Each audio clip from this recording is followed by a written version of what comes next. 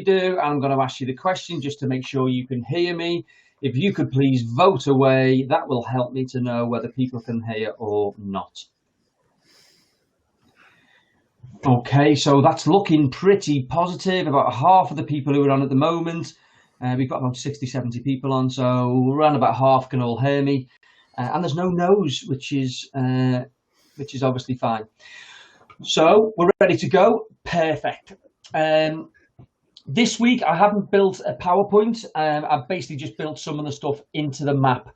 Now what I've done is, you can see these maps are really clever. You can sort of highlight the areas that we want to talk about. So there's 4 main areas. The first area I want to talk about is something that came to me last week. Somebody quizzed and questioned and basically said hand gel. And I was like, yeah, okay, it's fine. Now, apparently there's been some issues in some organisations. I haven't heard of any in leisure, but it doesn't mean there hasn't been any. Because we're using this a hell of a lot more often, and because you're in a place where there may be static, that somebody has said that you may be getting people's hands going on fire and stuff. I know it's happened to welders and a few other different people from outside of the industry, but I haven't heard of any from inside the industry. So what I'm saying is obviously hand gels tend to have about, at least 70% alcohol in them. Now, there's a couple of questions, which is where are you going to store it? In terms of, obviously there's a high alcohol content, and will this affect your insurance? Well, I'll let you know now, it will affect your insurance. If you haven't checked that, then it definitely will. I'm not sure what sort of amounts of this that you're sort of storing, but you need to let the insurance know. And obviously, if you have any staff who've got eczema and things like that, if you can try and buy any of this without alcohol in it. Now, I know that I've seen about 4 different organisations who do hand gel that will clean and disinfect, and it does not have alcohol in it.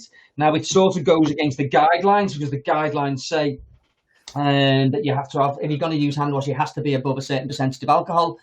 But I think that may have been before these latest findings had kicked in. So again, absolutely fine. It's just a matter of, if you're using hand gels, where are you going to store it? Will this affect your insurance?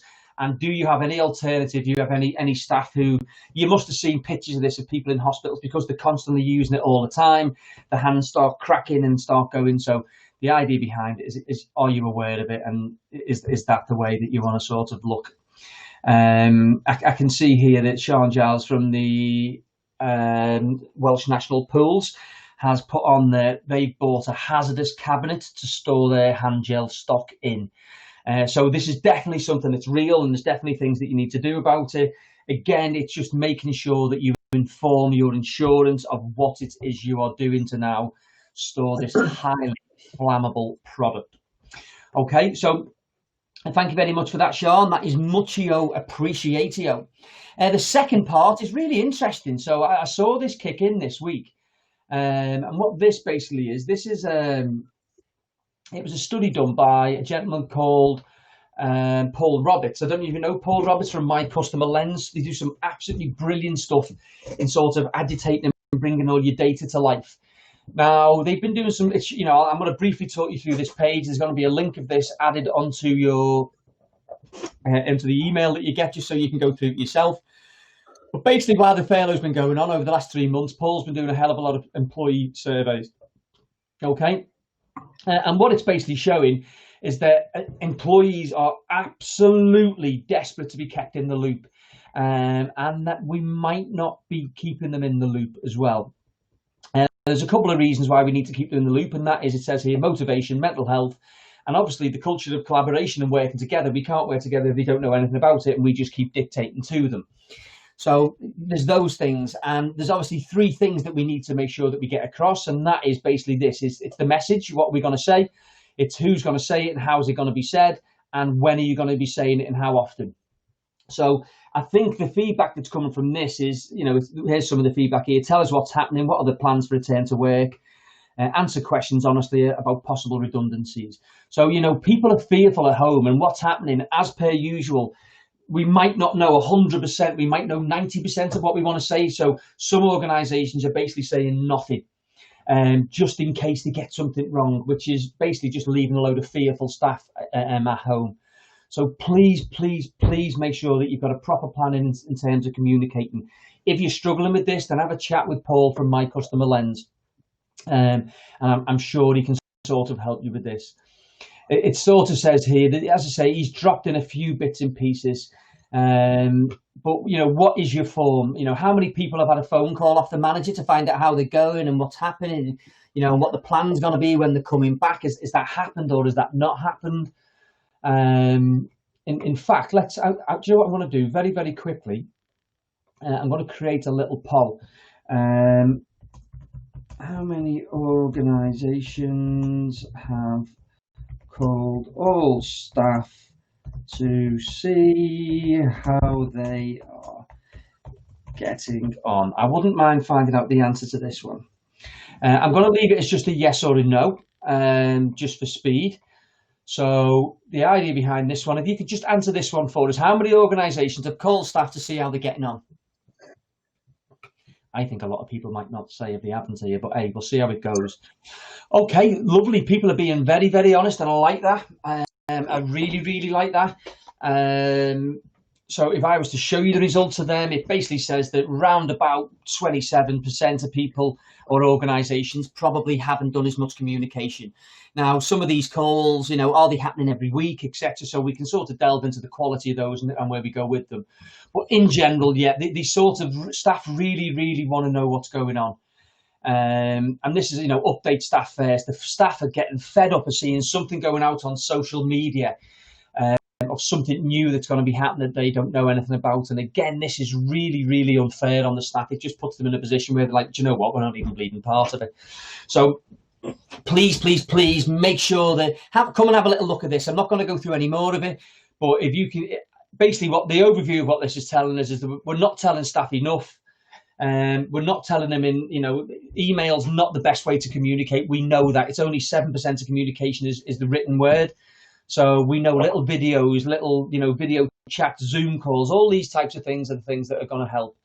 And again, it's about the consistent communication. Just because you've talked on a Zoom call doesn't mean that they've understood it. So please, please, please bear that in mind for me. Okay, so there's 2 bits. Now what I'm going to do is I'm going to jump quickly past the wet areas just for a second, and I'm going to go on to 4G pitches. So there's about 3,000 3 and 4G pitches now across the UK, so this is quite big. There's a couple of jobs and things we need to do before these can go back. There is going to be tools that we're going to add into the follow-up email, which is which gives you a guide to these, and there's also a check sheet that you can use. The idea behind it is that you need light brushing. So whenever you have 40 hours of use, you need to have at least 2 hours of brushing if you want to look after your 3 to 4G pitch. I run academy football and I also do a grassroots team. And I'll be honest with you, I don't think this bit happens in my local area. If it does, I'm very, very surprised based on how flat the pitches look. But this is something that's key for the longevity of the 3G. I know it's a pain in the bum, but it needs to be done in order to make sure we can keep we can keep it lasting as long as it can.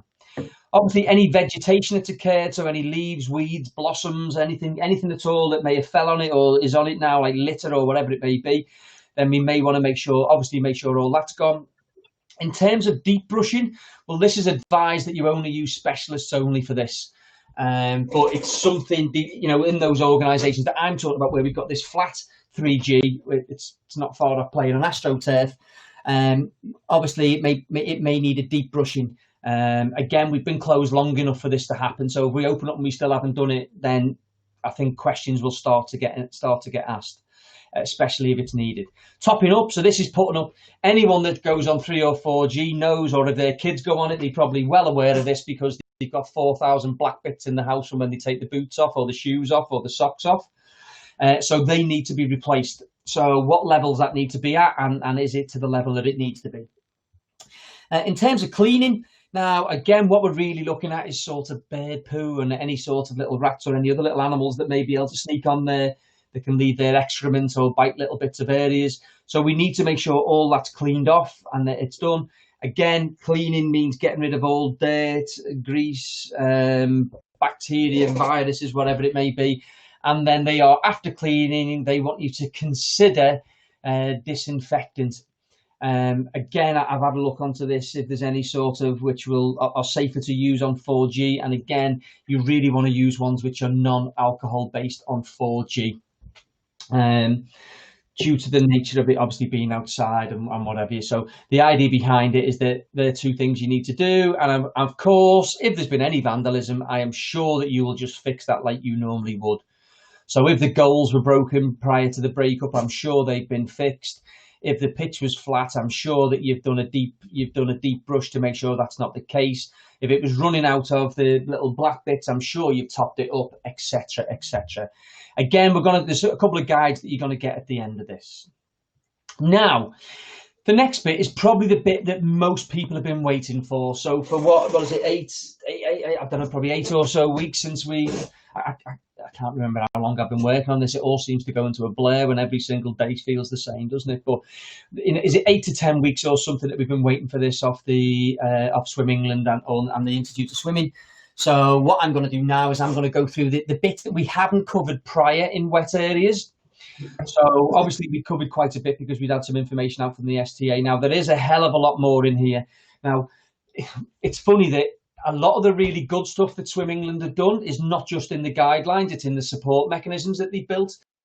So there's a high likelihood that the guidelines might have been ready early, but the tools that you're going to need to improve your services is what's took that little bit of time. So I'm going to show you, but it's definitely worth looking at and it's definitely worth pulling it all together. So in terms of user guidance, there's 3 things that have come in.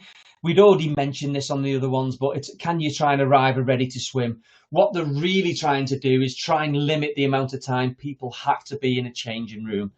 Again, this, because all these things most organisations are going to be booked when they first go in. And what some organisations are doing is booking the car parking space so they know they can control that part, booking obviously the time in the pool that they're going to be using, and then booking the lockers so they know whereabouts in the changing room they're likely to be situated so they can try and make sure it's evenly spread out. But the idea behind arrive ready to swim is I've just got this terrible fear of a load of old people turning up in Speedos, but you can hope that's etched in someone else's mind now, not just mine. Again, the user guide states things like butterfly should be avoided because it's a wide stroke. And it should be avoided in busy times. Now, I'm not sure what they mean by busy times because we're going to be limiting the amount that we can have in the pool. So they've thrown a little bit of a grey area there. Initially, I'd be saying those sort of strokes are nil and void. Obviously, club-wise, then you can do them for clubs. But in terms of general swimming, I just don't think there's going to be enough space for that type of stroke. So where they've said it should be avoided, which is a little bit of a fluffy word, personally, I'd be saying that start off with it avoided. And then if there is space for it and you think it's okay, then you can open it out. But open it out when you think it's ready rather when the customer thinks it's busy, because I should imagine that your pools are not going to be as busy as they used to be. So therefore, the customers are going to not think that it's busy at all. This is another problem that happens in pools in general, and it's that when people congregate towards the end, when they're having a tide or a breather or they're having a chat.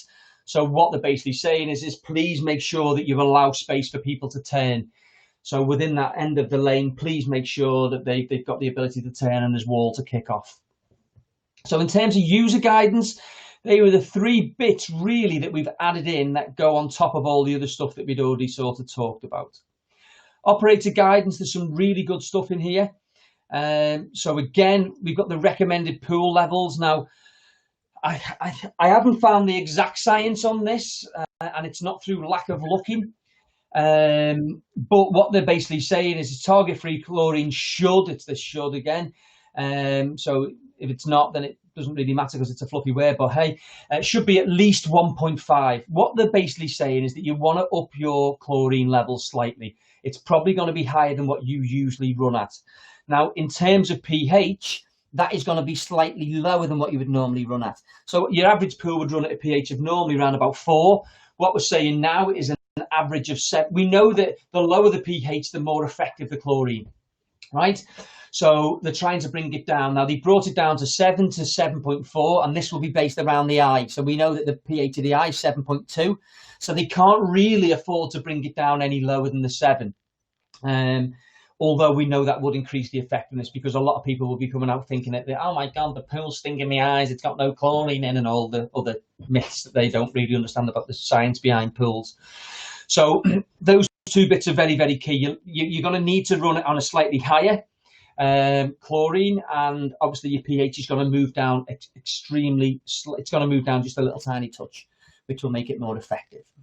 Now, risk assessments. What I love about what they've done here with Swim England is they've started putting some actual guides and actual pictures in to show you, or to give you examples of what it may look like. Now, of course, they can't do every single site, and some of them will be different. Yeah, but in general, this is what I really, really liked about what they've done. They tried to put some visuals in there so you know exactly how to plan. Instead of knowing I have to plan, it shows you how to plan. So there's some really good stuff on here. So you can see route for vulnerable or less confident swimmers means that they're the green ones. They come in, they go to these close gates so they can get in, and we leave the far gates for the people who are stronger swimmers. And obviously it's sort of, you go one way around the pool and come out the other way if possible. So again, I really, really like this. Now, you're going to need risk assessments for every single aspect. So for your classes, for your public swimming.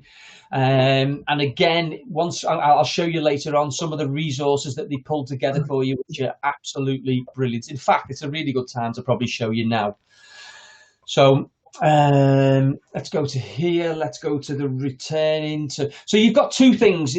This is what I'm talking through now. So I've just talked through guidance for users. I'm now going through operators. I'm now going to cover the other bits and pieces. So this link will be dropped into the email that you get afterwards if you haven't seen it already. Ideally, I'm hoping that this will be, it's not on it yet, but I'm hoping that this will get onto the UK hub, which is the SimSpa website, which is the reopened bit. It's already on the Scottish hub, we know, and any Welsh clubs, please just bear with us, because there's going to be a Welsh hub getting opened up hopefully within the next week. So all your details, all the Welsh stuff will all be in one place as well. As they've obviously been coming back to me saying that hasn't been catered for. So that will be coming very, very soon. But in terms of general, that's good.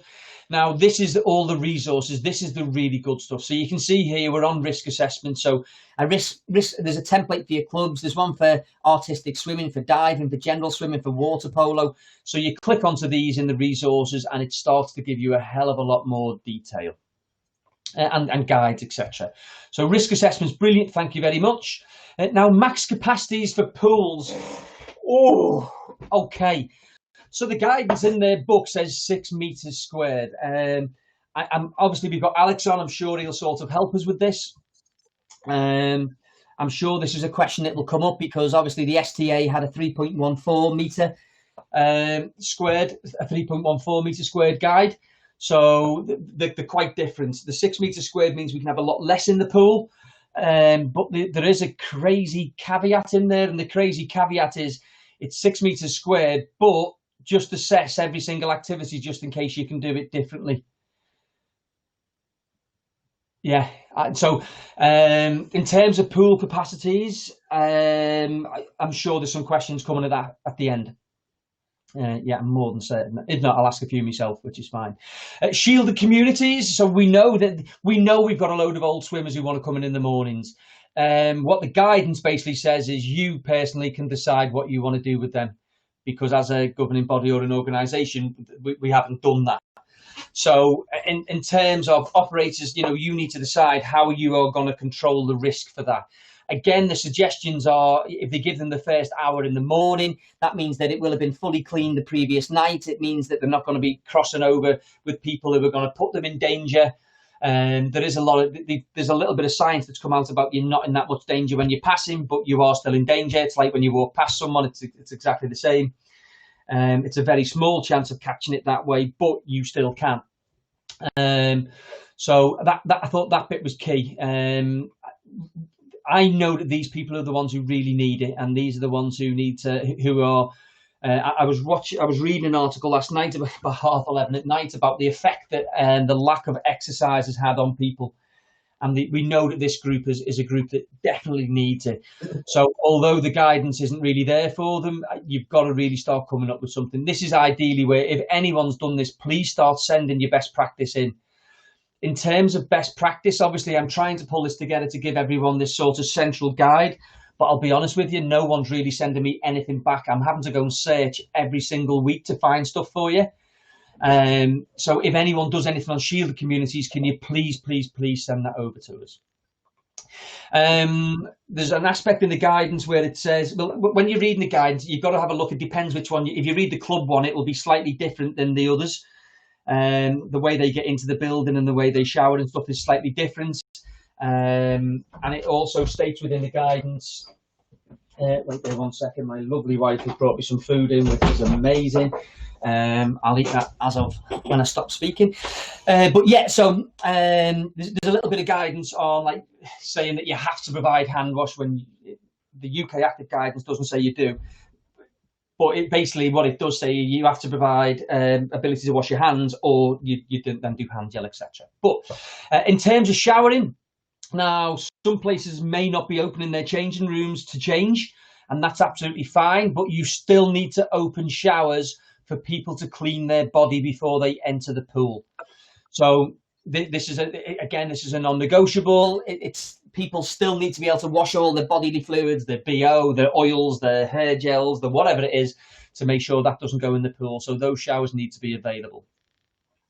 Accessing the facility. So this is the bit that, this is the 3 week. This is why I was saying that people have 3 weeks in order to open pools. Now, obviously, week 1, reactivating the plants, communication with all your booking holders and that type of stuff. Again, this is all part of the guidance, so you can read through it. Week 2 is, they put it in week 2, but I'd be doing it in week 1. And this is the biological testing. I think this is what's going to cause a lot of you pain in trying to open your pools. Your pools cannot open until you've been biologically tested. Normally, these happen randomly, but obviously, every single pool ever in the whole of the UK needs to make sure they have microbiological testing. So I think this is the bit that's going to slow you down. I know a lot of organisations have already got this booked in, even though we haven't got a date, which could easily happen where one day next week, they could say next week you can open on the 4th. We've known about the 4th for a long while. Please don't be surprised by it. The government has said all along we will not open before then, with in mind that it could open on that stage. So please don't be surprised if you get told very, very soon that it could be opening up on the 4th of July. So yeah, get your biological test booked in. That's what's going to cause you the area. Then obviously you've got to train your staff, and you've got to communicate with all your members and all your staff and all your other suppliers, etc., and your teachers and everything else that kicks in. So there's a hell of a lot of work that needs to be done there. And again, please, it says here testing could take up to 3 weeks alone, depending on the local demand. I think you're going to find, if you haven't got it already booked in, it might be longer than that as well. So I'm going to go through the resources in a minute. They're really, really good.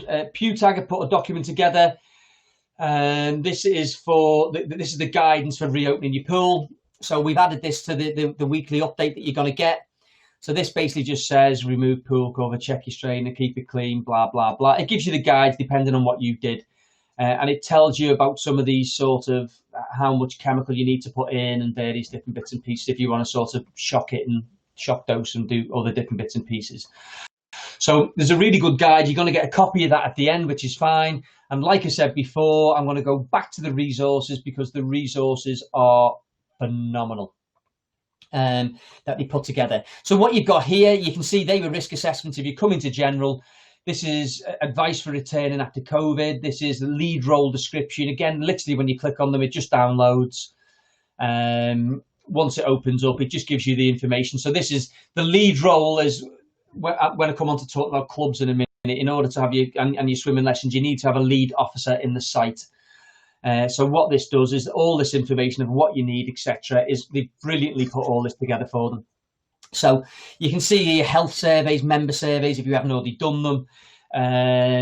Starters on, land training guides, training venue assessment. So this is all the club stuff and brilliant. In terms of swimming lessons, there's some example of lesson plans for beginners, improving young children. There's some top video tips. The tips are okay in terms of it's just make sure your child's aware of what it's going to. There's just a few things in the tips that. One of the tips, for instance, says, please speak to your staff. Please speak to your provider, so you can let your children know exactly what's happening with swimming lessons. Now, my problem with that is that if I've got 10,000 kids on a swimming lesson, that means I'm going to get 10,000 calls about what's happening. So just pick out the tips that you think are going to be more useful for yourself and which ones are going to be done. But some of them are good and some of them just throw that little tiny spanner in. But in general, very, very good. Visual resources. So these are little things, so like some emoji cards and different things. So imagine you may be just wearing a mask on poolside. You may not be able to get your message across, so you can tell the child that they've done really good. I'm not sure the children were like that one, or that one. Excellent. But yeah, they're there, so that's brilliant. Again, the signing cards, different bits and pieces. On here, there's some really good resources. So what these are is these. So you go in and there's about 10 or 15 different pictures and posters and things that you can put up around the building, which they look really, really sharp, if I'm being honest. So yeah, I'm really impressed with those. So when you go in to download the resources, you've got Instagram or you've got Facebook and Twitter. Once you click on them, like I said, it just opens up a web page and you can see all these various different things, different types of things you can put on there, telling them they can't use their own kit and that type of stuff, or whatever it is that you're doing. So yeah, I thought that was brilliant. And again, education training principles down here. These are very, very basic, but they're good if you've never done it before. So it just basically helps you massively. So not only have they produced guidance, but they've actually produced a hell of a lot of other material that's really going to help you to get your pool open and up and running. So Swim England and the National Institute of Swimming, along with, obviously, we know the Welsh Swim Wales, Swim Scotland and Northern Ireland have all been involved in this. So although this is a Swim England document, these guidance have been agreed by all four parties. So that's a nice bit of collaboration that we've been asking for all along as well, to stop us having crazy different rules in different places. So, right, back onto this then. So the next one is lessons. Obviously, this is quite big. So, like I said before, you need to have a dedicated officer for your swimming lessons. So this dedicated officer needs to be aware of exactly all the COVID changes you've made in your organisation. So they're the one that's going to go around and do the check and make sure that everything's up and running. Now, every single day, there needs to be some sort of daily COVID setup with the team. So each teacher, how are they going to collect the registers? How are they going to set their equipment up? How are they going to manage queuing today? How are they going to manage people coming in and out? And how are they going to make sure that people can wash their hands? Again, there's a lot of debate going on at the minute whether it's okay to dunk it under the water and it's now been disinfected, or whether it's been cleaned. There's a difference between cleaning and disinfecting. So again, I'm just hoping that we can answer some of these questions maybe at the end of the session. But in general, there needs to be a daily setup for people. Ideally, your swim instructors, we don't really want them delivering in the water. Again, they've used this word should. So it means that you can go in if you really think you need to, but in general, they don't really want you going in. But what they have said, if parents, obviously, who are with the children, who in their bubble, if you're in England, and if they're just parents in the same household, if you're in the other places, then they can go in and support them from the water. Now, I should imagine that will slow down lessons because children will act up more and play up more. But the teachers, and that they have the choice of what they can do between them. Again, cleaning between lessons. So any kit that's been used for lessons needs to be clean between one lesson and the other. Again, is dunking under the water good enough? I'm going to leave that to you to decide. I'm not wholly convinced on the science. But yeah, please, hopefully we can iron that out. Things like handrails, towel hooks and different pieces. So there's certain bits and pieces of kit in the pool that we need to clean, and then we've also got the other bits where people are going to be walking past or standing or whatever it may be. So if we can please put them together, that'd be lovely. If you have a swim teacher, they need to keep the same kit all shift. Again, so anyone that uses their kit will be limited to the people who are meant to be dealing with them anyway. So you don't borrow kit off other people on poolside. It's only the one kit. I would suggest, now they've said that you need to re-educate the people coming in. So I would say this is exactly the same as the rest of the organisation, where there should be a welcome if sign. So your children is welcome to come back to lessons if they follow this guide.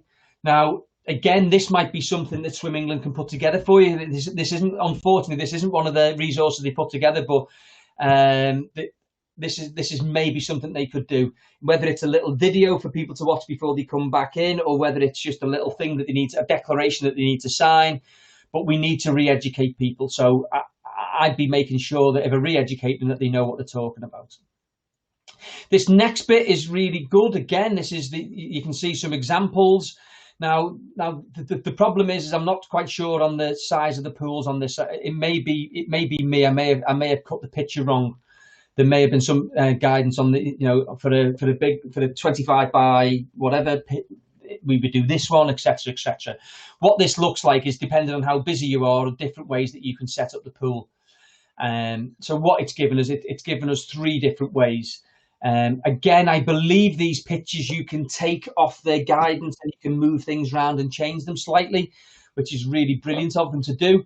So the idea here, it shows you, you've got exit points, entry points. It shows you, 3 different speeds. And it's saying that you can have 30 people swimming in a certain space. So I'm assuming that is, I'm not sure how big that pool is with 6 meters squared for 30 people swimming. But I'm hoping it's big, so that's fine. Again, as it gets busier, it's got some more different drills and layouts, which again, absolutely brilliant to give us the ideas and the visuals of exactly how something's going to look. So again, a good pat on the back to whoever's put this together, because it's really taken it to a new level because we can see stuff. This really helps your sort of visual thinkers and your sort of kinesthetics, because they like to have a little play about with stuff, so they give them the ability to do that. Now, these next 2, community, is basically already been covered. Everything that we've already covered in all the swimming stuff before has covered everything that was in the community one, so that was fine. Club activity. Now, this felt like it had been done in isolation. And it felt like it had been done with a cross between elite and public. So what I've done with this, and it really depends on what clubs and how you want to do it. So you really, really need to review that one independently and towards your clubs. As I say, some little bits in there seem to go against the other bits. It's like clubs can do stuff that public people can't. Now, I understand if it's an elite club that there's certain things that they can do, but that particular guide to me looks like it looks like a hybrid between elite and what clubs should have been. So hopefully, again, if we can get more information off that on Alex, I'm sure Alex can't wait for these questions in a minute. But so yeah, that's pretty much today's covered. I'm now going to go over to Dornan. I'm going to go for the questions. What you've got today in part of the follow-up stuff is you've got a copy of. So where this little 5 on it is because we're in update 5. Where it says 1 down here, that was in update 1. So that's what these little numbers are sort of correlating to. And what you've got is you've got a map with just the 5 bits sticking out, just so it doesn't confuse you with all the other stuff. Also, what I've done is I've put the Excel document together. And the Excel document will tell you which are the new stuff in number 5s. It tells you that in the priority tab, which kicks in. So I'm going to move across to questions. Dornan, are you there? Yeah, I'm here. So, yep, you've already, when you talked about the hand gels right at the beginning, yeah, we had the comment in from Shan at Wales National Pool, yeah, about how they went out and actually invested in a hazardous cabinet to store their hand gel stock. So thanks for that, Shan.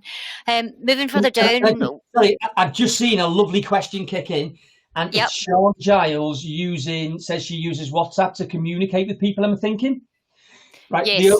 The only thing I'd say, Sean, is in terms of WhatsApp groups, anyone can print out whatever's in that group. Now, even if I leave, I will still have access to that group. Once you've booted me out, I can still get all the access prior to what was said. So I'm not a big fan of using WhatsApp groups for communicating. So yeah, I'm just saying, because that's in the questions. Everyone loves WhatsApp. I've got about 400 groups for football, but it can cause problems. So just be careful of that. Sorry, I just thought I'd kick in. Okay, Dornan, sorry, back over to you.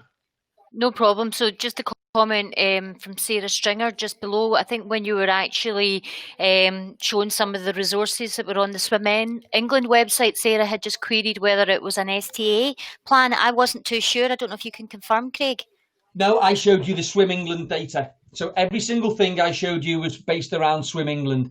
The STA have got some different rulings. Again, I'm not quite sure where they came from and the science behind them. But the reality is that, what I showed you today was definitely the Swim England stuff. Okay, great stuff. Shan Gillies also just indicated, she says they've just completed a microbiological test on the pool in a mothball state. All was good, but we have been advised that you need at least another 2 weeks prior to opening once back to a normal state. So this might be something to be mindful of in terms of lead times in order to get pools actually open. I think I'm going to bring Alex in. Alex, are you there, mate? I am. Can you hear me, Craig?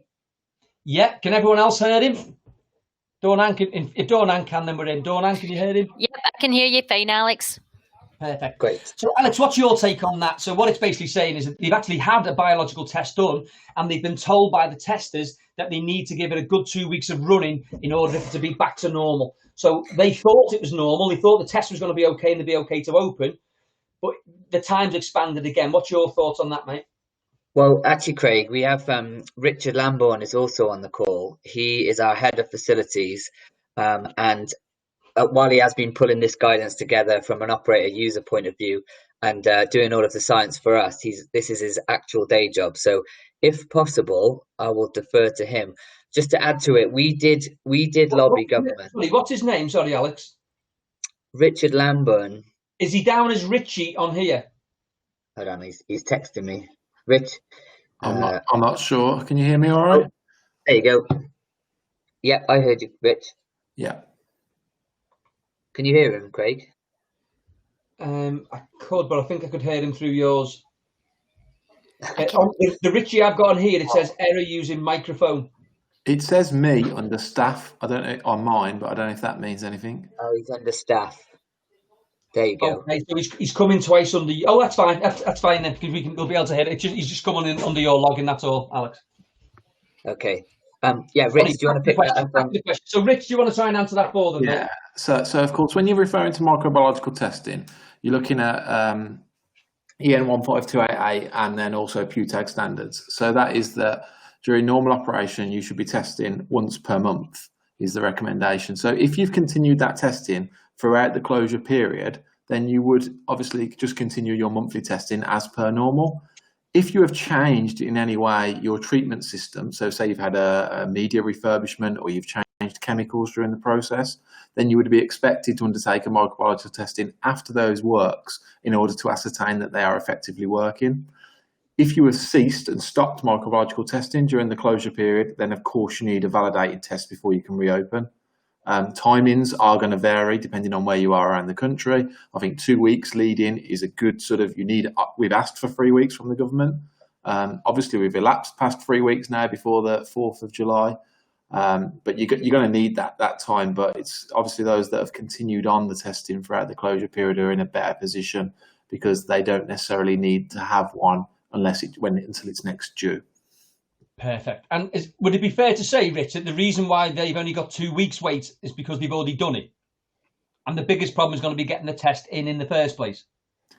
Yeah, I mean, the biggest problem is going to be the rush to the labs. If everyone's going at the same, usually if you imagine we've got, nearly 5,000 pools in England alone, that they may be spread out, that one, they're doing it different times throughout the month. But if we're all going to aim to open on one specific date and everyone stopped doing their BACT testing during this period, then everyone's going to be submitting to the labs at the same time.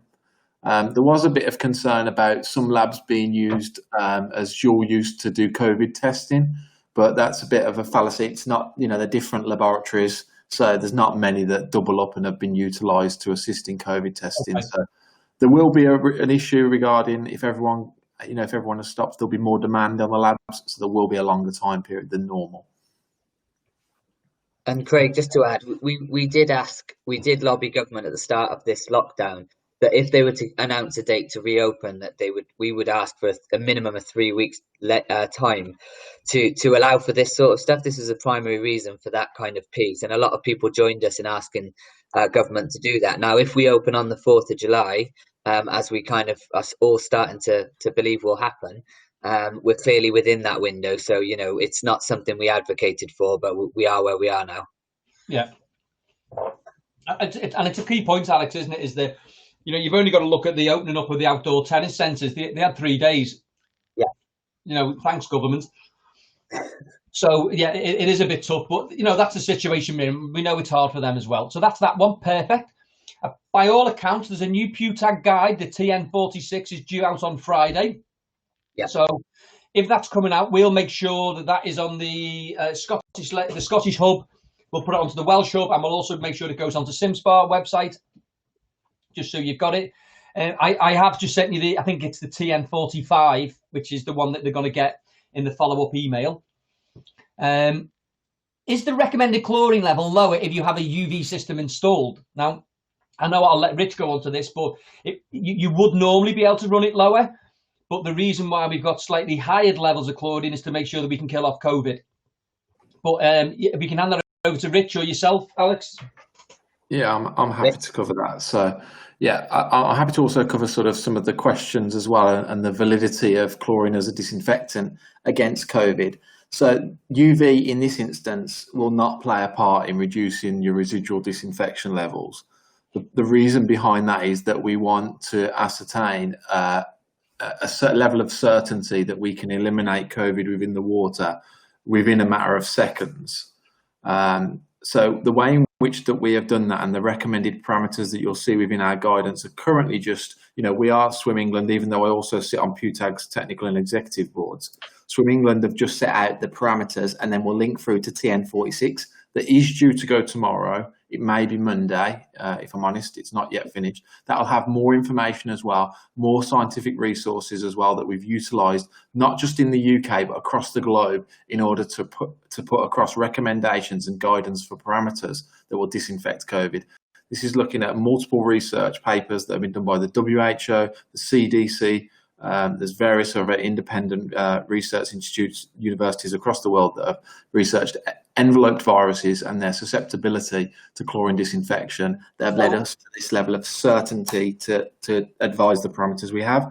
You'll see in the PewTag guide a bit more detail, so it'll have more of a sliding scale. So what you've got there in our guidance is a minimum free chlorine of 1.5 milligrams per litre with a pH of 7 to 7.4. Obviously, those hard water areas might struggle to get down to those lower pH parameters. So there is a scale at which pH increases and then chlorination increases as well. There's also a reference point as well to those pools that utilise cyanuric acid and the effect that cyanuric acid has at high levels in restricting the ability of the chlorine to work. We are the first country in the world that I'm aware of that will commence COVID actual testing in pool water samples. Next Wednesday, that happens at Imperial College in London, that we actually seed swimming pool water with COVID-19 to ascertain an exact CT value. There is no country anywhere in the world that has done that to this date. So we will, that will back up our current level, recommendations, but it'll also be a big consumer piece for us to ensure that, consumer confidence is increased by that research. Okay, because I think that's the worry, isn't it? Is the study that's been done at the minute, wasn't that the one based in 2003? Oh, there's multiple different studies. We've referenced one article. There's you've got the CDC paper that was done in 2020, that earlier this year that looked at SARS-CoV-1. They all though are surrogate viruses. They're not COVID-19 in its exact form. And there is always question marks as well and this is the case across all bacteria. We're not just talking about COVID, we're talking about anything ranging from crypto to hepatitis. That testing pool water in itself is difficult because you have to represent the bather's influence on the water sample, and that's difficult to do in a laboratory compared to drinking water parameters. So we are working together with, like I say, it's across multiple countries with PewTag. It's important to understand that the guidance and the parameters that we've set has been given the green light by Public Health England. We've had multiple virologists as well work on this with us that sit on the government SAGE group. We state with as much confidence as you possibly can that the parameters we've advised will disinfect the water and will provide an environment that won't transmit through the water. Okay, perfect. So again, as you say, I think it's the one that's coming out from PewTag that's going to give that sort of the final sort of say, isn't it? But brilliant, excellent. Any other questions, Dornan? Aye, there. Yep. So, yep. Just looking further down. No, that's essentially that's it. It's been quite quiet on the questions as such. So I'll be honest. In terms of questions, it must be because your guidance is good, Alex, because it's answering most of the questions that people want. I think the reality is once they get stuck into using some of the resources and tools, I just like to thank you from my perspective, because it's great. You haven't just gone with this grey area document. You've gone with a document. You've tried to make it a bit more black and white. And what you've also tried to do is say, look, this is how you can make it actually better in your site by giving them the tools to use. So thanks for that, mate. No problem. Can I just pick up on two of the points earlier, because there has been a few subtle changes that kind of alluded to some of the things you mentioned earlier. Obviously, you've probably seen some of the stuff around butterfly, and you mentioned that might not be something to consider. And I think throughout you've picked up some of the command language. And as we collaborated with multiple stakeholders to do this, one of the big key recommendations from the likes of ROSPA was like, if you're going to use command language, you need to determine at the start to write this guidance what it will refer to. And where we've used should a lot is common in this sort of guidance, and must we determined would only be for a legal requirement. So everything we've said there, whereas I know, Craig, obviously you're giving like from a consultant point of view, you probably would advocate not allowing butterfly, and that's absolutely fine for the operator to make that decision. But we can't go as far as to outlaw these things. It's a consideration still, because it can take place. There's no requirement for it to go. If there's no one else in the lane, for example, you can kind of do what you want. So we haven't gone as far, and that's some of why you reference should as opposed to must. That's just some rationale behind that. And then the only other thing was, you mentioned the change in facilities, and that some people may choose to change facilities completely. We obviously are trying to align our guidance with the kind of what DCLMS is going to say and what Sport England is going to say, and kind of the wider sector, which is minimising the use of change in facilities. But we have made a slight change to some of the wording, because from an equality impact assessment, there will still be a requirement to allow for some specific users who have specific requirements to have a private changing facility, and if they can't, it should be advertised that that's the case before the activity is allowed. Is that where you've got like these sort of special, the people who are trying to protect? Do you know where the guidance basically said, look, it's up to you to decide? Is that bit? Not so much. So we looked at moderate risk and high risk in terms of what the government are referring to groups for this period, so coronavirus period, and where it's high risk, there is clear government guidance on what shielders and high risk users should do. I still think they use the phrase should as well, so there's still no must in that guidance. From a moderate risk user, we just made reference that people should just think about how they communicate and not alienate groups that they don't need to alienate. And that's where we've gone a bit further with our disability and power section, where there was some feedback that we shouldn't go as far as telling people to seek medical sign off before returning, because some people don't need to do that. So it's like softening that language.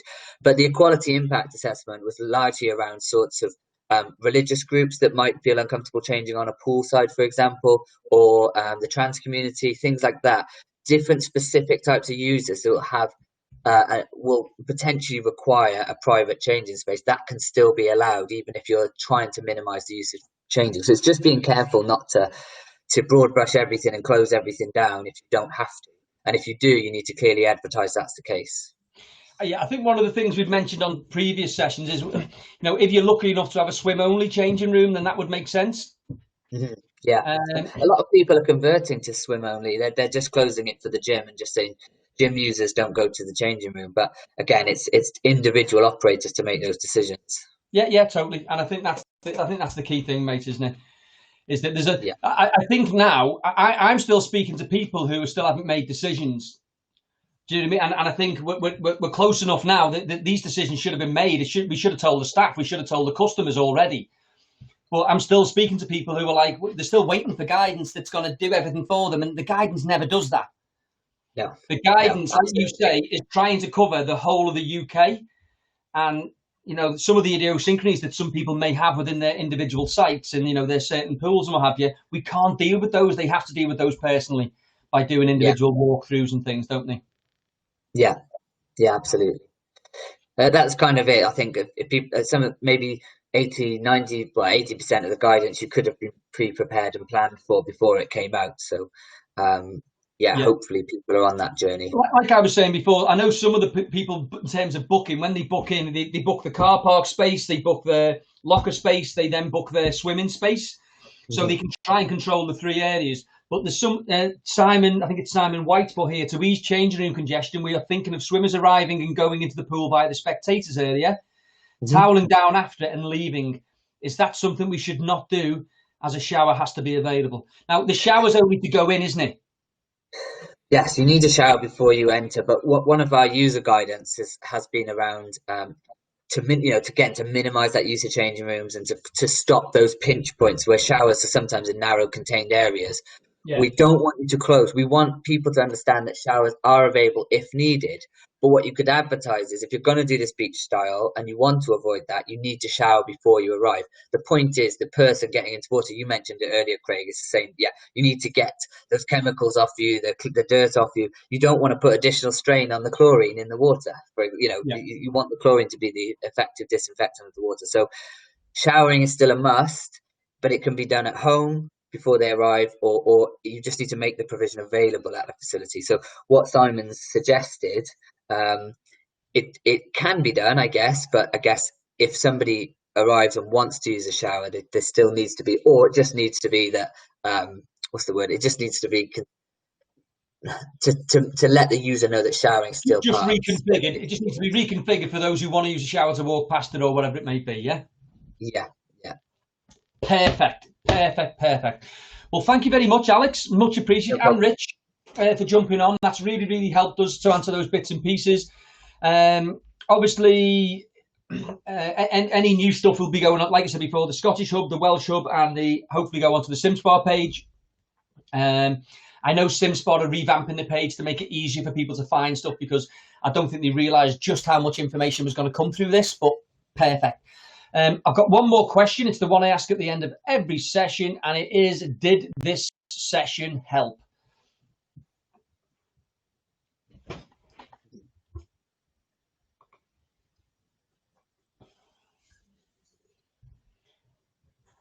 Okay, 4.7. So we're still hitting the mark. That's fine. Obviously, numbers are starting to drop down slightly. We expect it as we get towards the end. If anyone's got any ideas of things that they'd like covering, please feel free to send stuff to me. And please remember that best practice goes both ways. If we really start sharing stuff, it'll really start to kick in. I know Scotland are sharing really, really well. And I know we have a plan to make sure that Wales do. But please, for the rest of England, just please send some stuff back in. It makes it so much easier. Some of you doing some amazing work. I call it pockets of genius. We need those pockets of genius. It could save someone so much time. It could be the reason why they can open it and they can do really, really well. Thank you very much for your time. Like I say, thanks to Alex. Thanks for Dornan for helping me in the background from Data Pepper. If anyone has any questions, please feel free. You'll get an email in the next 20 minutes to half an hour where we can which will send you all the details without any sales pitch involved. Thank you very much, and speak to you all soon.